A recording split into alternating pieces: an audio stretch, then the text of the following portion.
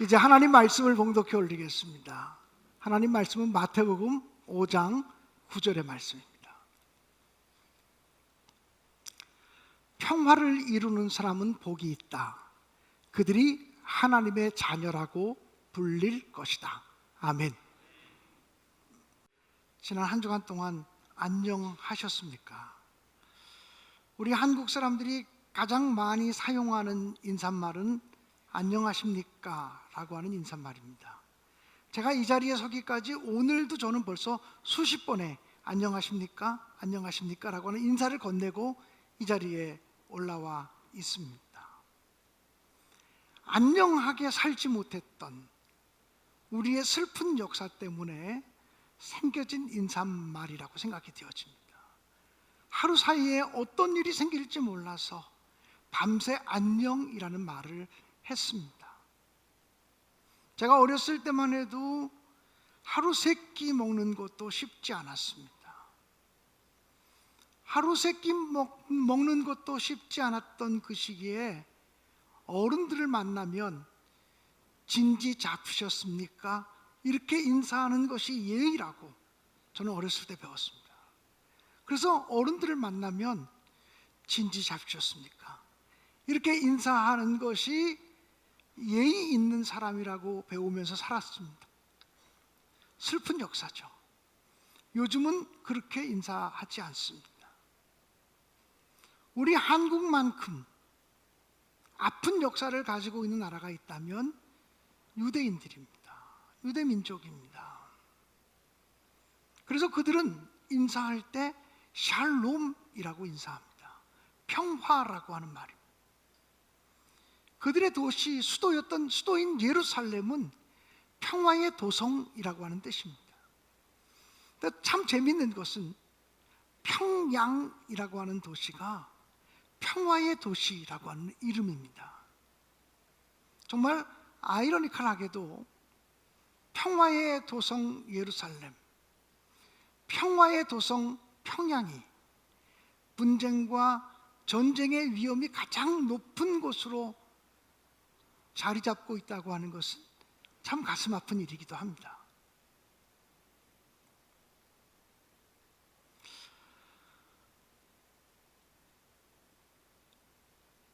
사랑하는 성도 여러분, 저는 기독교 2000년의 역사 속에서 또는 이 인류의 역사 속에서 기독교인들이 그리스도인이라고 하는 이름으로 이 세상에 가장 큰 죄를 지은 것이 있다면 십자군 전쟁이라고 생각합니다.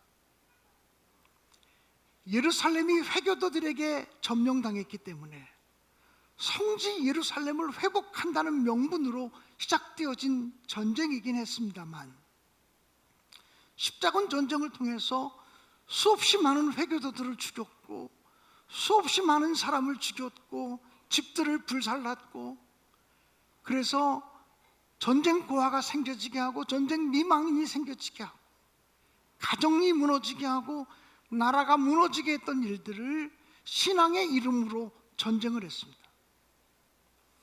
지금도 회교권에 있는 사람들에게 복음을 증거하기가 가장 어려운 이유는 우리 기독교인들이 그들을 적대시했기 때문에 생겨진 업보라고 하는 생각을 갖습니다. 더 가슴 아픈 것은 신앙의 이름으로 사람을 죽이고 전쟁하는 일들을 행할 때 그 어떤 사람도 그렇게 하면 안 돼, 예수 믿는 사람들이 그렇게 전쟁하면 안 돼, 예수 믿는 사람들이 그렇게 분열을 조장하면 안 돼, 말리고 나선 사람들이 많지 않았다라고 하는 것입니다. 그런데 이태리의 산골 마을 아시시에 살고 있던 프란시스라고 하는 사람이 십자군 전쟁은 하나님이 기뻐하는 전쟁이 아니기 때문에 성공하지 못할 것이라고 하는 말을 했습니다. 그리고 자기의 제자들을 전쟁터로 내보내면서 기도문 하나를 썼습니다. 우리 모두가 잘 아는 주여 나를 평화의 도구로 써주소서 라고 하는 기도문입니다. 적어도 우리 그리스도인들이 평화의 도구로 사용되어야지, 평화의 일꾼으로 쓰임받아야지, 전쟁을 일으키고 분열을 일으키고 미움을 일으키고 원망을 일으키는 그런 일꾼으로 사용돼서는 안 되겠다고 하는 사실입니다. 사랑하는 성도 여러분, 세상 모든 사람들이 평화를 원하지만 이 땅에는 평화가 없습니다. 레오나르도 보프라고 하는 사람이 쓴 해방자 예수 그리스도라고 하는 책에 보면 인간의 역사를 글로 쓰기 시작한 3,400년 동안의 역사를 살펴보면 3,400년의 글자로 인간의 역사를 기록한 역사 기록 가운데 3,166년이 전쟁을 치른 역사라고 합니다. 그리고 그 나머지 234년은 전쟁을 준비했던 시간이라고 말합니다. 다시 말하면 인간의 역사는 전체가 전쟁과 싸움의 역사라고 레오나르도 보프라고 하는 사람은 이야기를 했습니다. 그를 원하면서도 그 평화를 얻기 위해서 전쟁을 하고, 그 평화를 얻기 위해서 사람을 죽이고, 평화를 얻기 위해서 미움을 정당화시키는 일들이 얼마나 많습니까? 예수 믿는 사람들도 그렇게 살아갑니다. 신앙인의 이름으로 죄를 짓는 경우들이 얼마나 많은지 모릅니다. 우리는 평화를 어디서 찾을 수 있을까요? 원자폭탄을 처음 만드는 일에 책임을 맡았던 오펜하이머라고 하는 과학자가 있습니다. 그 오펜하이머라고 하는 과학자가 국회에 서서 그 무기에 대해서 설명을 했습니다. 그러자 국회의원 중에 한 사람, 의원 중에 한 사람이 그 가공할 만한 무기를 막을 수 있는 비결은 없습니까? 라고 말했습니다. 그러자 그 원자폭탄 제조하는데 감독을 했던 오펜하이머라고 하는 과학자가 말해요. 하나 있습니다. 그 가공할 만한 원자폭탄을 막을 수 있는 방법이 하나 있습니다. 그것이 무엇입니까? 평화입니다. 이렇게 대답을 했습니다. 그러자 또 다른 의원끼를 그럼 우리가 어떻게 평화를 얻을 수가 있겠습니까? 라고 말했습니다. 어떻게 하면 평화를 얻을 수가 있을 것입니까? 그때 이 오펜하이머라고 하는 사람은 얘기하기를 그건 저도 잘 모르겠습니다. 그건 저도 잘 모르겠습니다라고 얘기를 했습니다. 어디서 평화를 얻을 수 있죠? 성경은 얘기합니다. 하나님이 평화시라고. 그래서 하나님을 가리키는 이름 가운데 여호와 샬롬이라고 하는 단어가 있습니다. 하나님은 평강이시다, 하나님은 평화시다라고 하는 것입니다.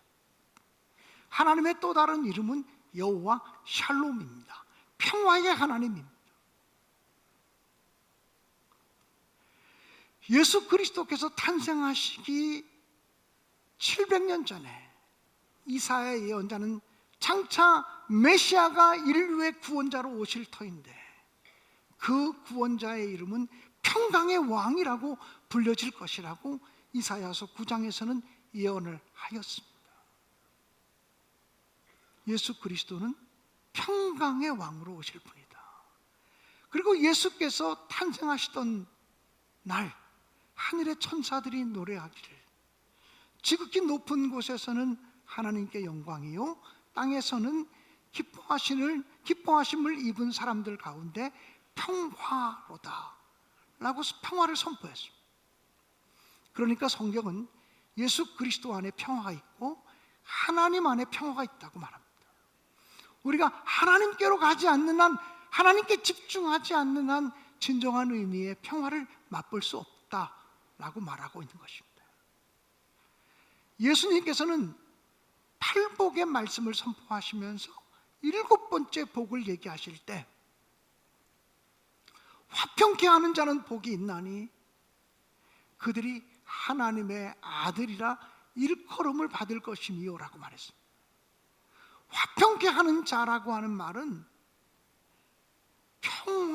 만들어내는 사람이라고 하는 뜻입니다. 영어로 말하면 피스메이커입니다.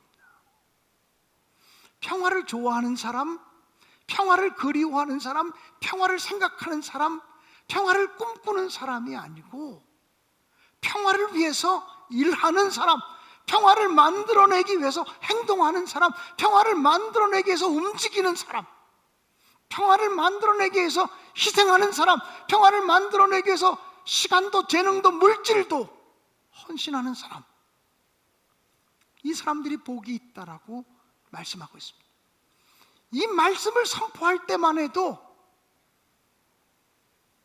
자유인과 노예가 엄격하게 존재했습니다. 노예들은 사람 취급받지 못했고 물건 취급받았고 시장에서 돈 주고 매매할 수 있는 존재들이었습니다. 예수님이 이 평화의 복음을 얘기할 때만 해도 남녀의 차별이 너무나 분명해서 여자들의 인격이 존중받지 못하던 시절이었습니다. 예수님이 이 평화에 대한 말씀을 선포할 때만 해도 어린 아이들은 인격으로 사람으로 존중받지 못하던 시절이었습니다. 또 예수님께서 이 평화의 복음을 이야기할 당시만 해도 유대인과 이방인의 구별이 엄격했던 때였습니다. 그런데 예수님께서는 우리의 화평이 되신다고 에베소서 2장은 말합니다. 그는 우리의 화평이신지라, 그는 우리의 평화이신지라.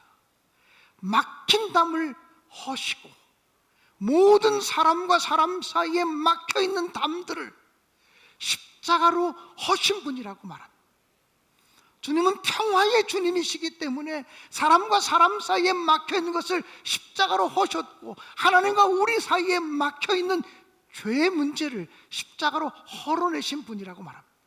또 성경은 말하기를 성령께서 하나 되게 하신 것을 힘써 지키라고 말합니다. 성령이 너희를 하나 되게 하셨으니, 그래서 너희에게 평화를 주셨으니 하나 되게 하신 그 평화의 복음을 힘써 지키라고 아주 명백하게 말씀하고 있습니다. 사랑하는 여러분, 평화를 위해서 일하는 사람이 왜 복된 줄 아십니까? 개역 성경에는 화평케 하나니 그들이 하나님의 아들이라 일컬음을 받을 것이며, 이렇게 번역이 되어져 있고요. 조금 전에 우리가 읽었던 그 새 번역에는 평화를 이루는 사람은 복이 있나니 이렇게 되어 있고요. 요즘 또 새롭게 번역되고 있는 새 번역 성경에는 어떻게 기록이 되어 있냐면 평화를 일구는 사람은 복이 있나니 라고 되어져 있습니다. 복이 있다라고 하는 말은 사실은 감탄사 형식이기 때문에 복되도다 평화를 일구는 사람, 복되도다 평화를 만들어내는 사람, 이렇게 말합니다. 이 복되도다라고 하는 이 단어는 헬라어로 마카리오스라고 하는 단어인데, 이 마카리오스라고 하는 단어는 복이라고 번역되기도 하지만 행복이라고 더 많이 번역될 수 있는 사람입니다. 행복하여라, 평화를 위해서 일하는 사람들, 행복하여라, 평화를 만들어내는 사람들, 행복하여라, 평화를 일구는 사람들, 행복하여라, 평화의 일꾼으로 쓰임받는 사람들이라고 하는 말입니다. 왜 행복합니까? 그들이 하나님의 아들이라 일컬음을 받을 것임이라는 것입니다. 이 부분을 좀 해석하고 싶습니다. 우리가 평화를 위해서 일할 때만 하나님의 자녀가 되어진다? 이렇게 해석하면 바울 사도가 전한 복음과 충돌합니다. 우리는 예수를 구주로 고백함으로 하나님의 자녀가 되는 거 아닙니까? 예수를 구주로 믿음으로 하나님의 아들 되고 하나님의 딸이 되는데, 그러면 평화를 위해서 일하는 사람이 하나님의 자녀가 되어진다면 다른 성경 말씀과 충돌하지 않겠습니까? 이 본문의 말씀은 이렇게 해석해야 옳습니다. 평화를 위해서 일하는 사람들은, 또는 평화를 만들어내는 사람들은 다른 사람들로부터 하나님의 자녀라는 인정을 받게 될 것이다. 이것이 그들의 행복이 될 것이다 라고 하는 말. 우리가 어떻게 하면 이 세상 사람들, 예수 안 믿는 불신 세계의 사람들까지도 우리 예수 믿는 사람들에 대해서 감동할 수 있겠습니까? 우리가 교회를 크게 지으면 예수 믿는 사람들이 우리에 대해서 감동합니까? 우리가 11조 헌금을 열심히 하면 예수 믿지 않은 사람들이 우리에 대해서 감동합니까? 우리가 교회에서 월요일, 화요일, 수요일, 목요일, 금요일, 토요일까지 나와서 쉬지 않고 봉사하면 세상이 우리에 대해서 감동받습니까? 그렇지 않습니다. 오히려 비웃음거리가 될 수도 있습니다. 그런데 우리가 평화의 일꾼으로 쓰임받으면, 분쟁이 있는 곳에 평화의 일꾼으로, 미움이 있는 곳에 평화의 일꾼으로, 다툼이 있는 곳에 평화의 일꾼으로 쓰임받으면 세상 사람들이 우리를 바라보면서 야, 저 사람이 가는 곳마다가 평화가 생겨지니, 저 사람이 평화를 위해서 일하고 있으니 저 사람 정말 하나님이 함께하는 사람인가 보다. 평화를 위해서 일하는 저 사람을 보니 저 사람 정말 하나님의 자녀로구나, 하나님의 아들이로구나 인정하게 된다는 거예요. 예수 믿지 않는 사람들로부터 우리가 하나님의 백성, 하나님의 자녀, 하나님이 함께하는 사람, 하나님의 아들, 하나님의 딸로 인정받게 되는 것보다 더 큰 행복, 더 큰 축복이 어디 있겠어요. 그래서 평화를 위해서 일하다 보면 세상 사람들이 우리를 하나님의 아들로, 하나님의 자녀로 인정하게 되기 때문에 그것이 우리의 행복이고, 그것이 우리의 기쁨이고, 그것이 크리스찬들의 자존심이 되어질 수 있다라고 하는 것입니다. 사랑하는 여러분, 조금 전에 내가 설교를 시작하면서 십자군 전쟁 얘기를 했잖아요. 기독교인들이 기독교의 이름으로 전쟁을 일으켜서 수없이 많은 사람을 죽이고, 수없이 많은 물건들을 착취하고, 수없이 많은 것을 불사르고, 전쟁 고아를 만들고, 전쟁 미망인을 만들고, 수없이 많은 가정들을 파괴하고, 그것과 정반대로 104년 전 이 땅에서는 3월 1일 날, 그때 우리나라 국민들의 인구가 2천만일 때 30만 밖에 되지 않는 그리스도인들, 전체 조선 백성들 가운데 1.5% 밖에 되지 않는 사람들이 평화를 위해서 일하는 사람으로 쓰임받게 됐어요. 그때 기독교인들 가운데 만세운동에 참여한 사람이 89%이고, 일본 경찰에 붙잡혀서 고문당하고 옥에 갇힌 사람들 가운데 기독교인이 50%가 넘어요. 수많은 사람들이 함께 만세운동을 벌였지만 붙잡혀 간 사람들의 50%가 전체 인구의 1.5%도 안 되는 기독교인들이 50%가 넘었다는 거, 상상이나 되는 일입니까? 그때 기독교는 왜 그렇게 힘을 발휘할 수 있었을까요? 기독교라고 하는 울타리를 지키고 있으면서도 기독교의 울타리를 넘어서 평화를 얘기하는 사람들과 연대할 수 있는 열린 마음이 있었기 때문이에요. 그래서 불교하고도 연대해요. 천도교하고도 손을 잡아요. 아니, 어떻게 기독교인들이 불교도 하고 손을 잡아? 어떻게 기독교인들이 천도교인들하고 손을 잡아? 기독교의 울타리를 넘어서서 평화를 위해서 일하는 사람들, 나라의 독립과 해방을 위해서 일하는 사람들과 함께 연대하며 손을 잡았다고 하는 데 있어요. 그때 독립운동을 일으켰던 사람들 가운데 기생들도 있어요. 거리에 불황자들과 깡패들도 있어요. 기독교인들이 기생들과도 손을 잡고 함께 독립운동을 일으킨 거예요.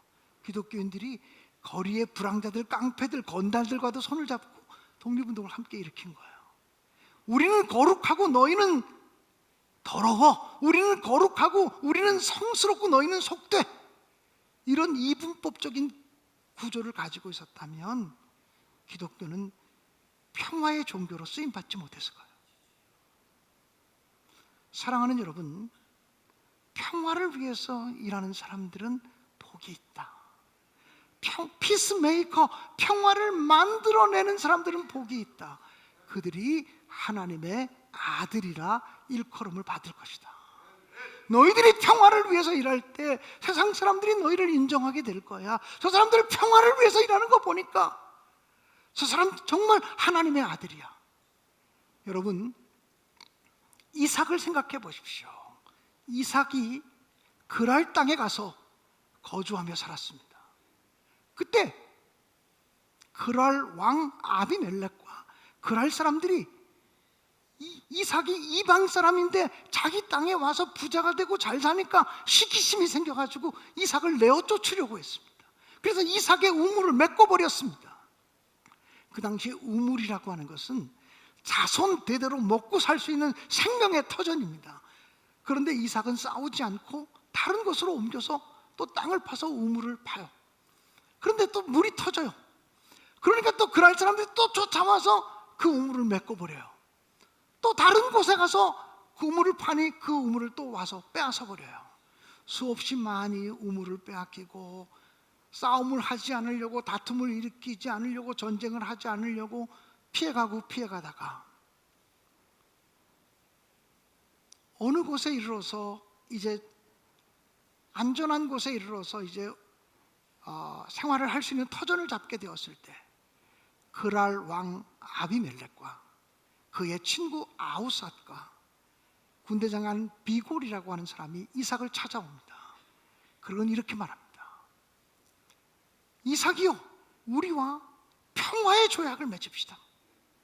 이삭이 이야기합니다. 아니, 나 싫다고 쫓아낼 땐 온다고, 나 싫다고 내 우물 빼앗을 땐 언제고 이제 와서 나하고 평화의 조약을 맺자 그럽니까?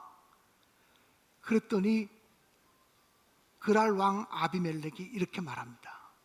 하나님께서 그대와 함께하고 있음을 우리가 분명히 보았습니다. 하나님이 당신과 함께하고 있음을 우리가 분명히 보았습니다. 평화를 위해서 일하는, 평화를 위해서 희생하고 양보하는 이 이삭의 모습을 보며 이삭을 잡아 죽이려고 했던, 이삭을 쫓아내려고 했던 그랄 왕 아비멜렉이 당신과 하나님이 함께 하심을 보았다고, 그러니까 우리랑 평화의 조약을 맺어달라고 요청하게 됩니다. 나 같으면 싫어 이렇게 말했을 거야. 이젠 싫어. 내가 당신한테 받은 상처를 생각하면 내가 어떻게 당신하고 조약을 맺어? 내가 어떻게 당신하고 손을 잡아? 이랬을 거예요. 근데 속도 좋죠. 이삭은 좋은 음식, 맛난 음식을 만들어서 그들을 접대하고 평화의 조약을 맺었다는 말씀이 창세기 26장에 나와요.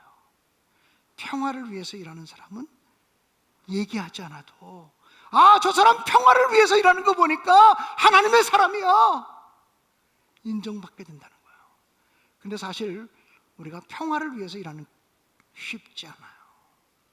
막힌 담을 허신 주님을 생각하지 않으면 쉽지 않아요. 주님께서 모든 막힌 담을 허셨다.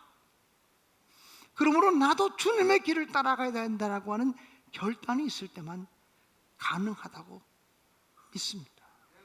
주님은 우리의 평화가 되어지심을 믿습니다. 그리고 우리가 주님을 따라간다는 것은 주님과 함께 평화의 길에 서는 것이고, 평화의 주님을 바라보며 평화의 일꾼으로 살아가는 것임을 분명히 믿습니다. 여기에는 자기 희생이 필요하고, 여기에는 자기 손해가 필요하고, 여기에는 결단이 필요하기 때문에 때로는 두려움이 올 수도 있습니다. 그러나 우리가 주님은 평화라고 고백하며 살아갈 수 있게 되기를 간절히 축원합니다. 그래서 이 시간은 주는 평화, 막힌 담을 모두 하셨네. 주는 평화, 우리의 평화. 염려다 맡기라, 주가 돌보신다. 주는 평화, 우리의 평화. 염려다 맡기라, 주가 돌보신다. 주는 평화, 우리의 평화. 이 찬양을 결단의 찬양으로 우리가 드리기를 원합니다.